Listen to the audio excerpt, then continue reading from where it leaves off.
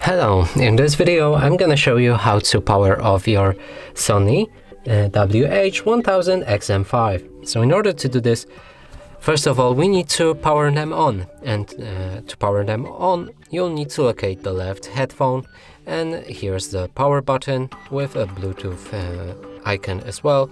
So simply hold it for a few seconds until this blue LED flashes.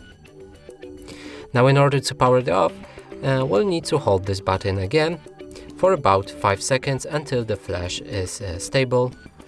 After the flash is stable, let go of the button and that way it will disable.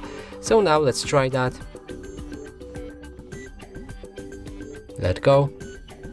And now they are turned off. Now if we press a button again, we don't hear the battery percentage and we'll need to turn them on again.